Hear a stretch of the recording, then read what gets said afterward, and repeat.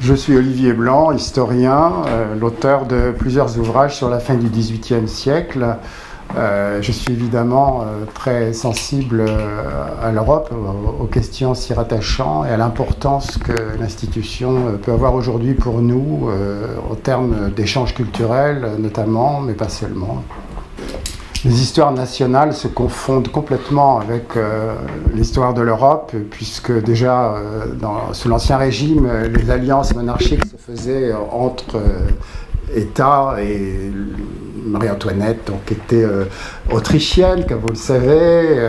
Nous avons des reines qui étaient espagnoles, d'autres qui étaient anglaises.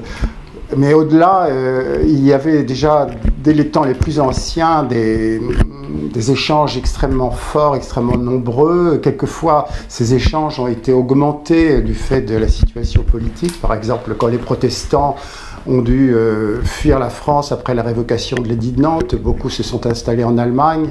Pendant l'émigration de la Révolution française, beaucoup de personnes ont voyagé à travers toute l'Europe. Je pense à Madame Vigée-Lebrun, qui était peintre de Marie-Antoinette et qui a visité tous les pays d'Europe. Donc ces échanges étaient extrêmement nombreux. On ne les connaît pas très bien, mais ils annoncent notre Europe moderne.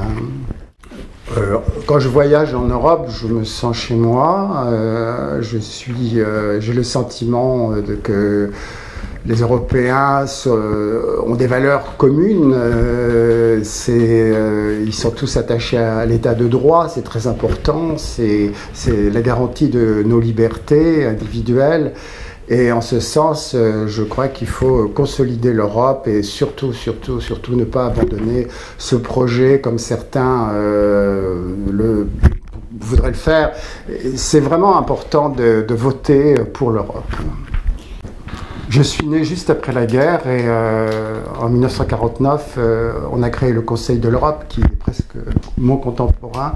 Et puis par la suite, il y a eu le traité de Rome et puis plus récemment le traité de Lisbonne. Et je suis vraiment doublement européen puisque toutes les grandes étapes européennes se sont faites au long de ma vie. Et j'ai cette chance en fait de vivre ce progrès véritablement, puisque en fait l'Europe est la garantie de pas de guerre. J'appartiens à une génération où je n'ai pas été obligé de partir sur le front et me battre, et c'est une grande avancée sur le plan des valeurs et sur le plan politique. Il est très important, évidemment, de participer aux élections européennes, de voter pour l'Europe. Il faut le faire pour soi, il faut le faire pour ses enfants. L'Europe, c'est la première puissance économique du monde et il faut garder cet avantage le plus longtemps possible. Je veux l'Europe.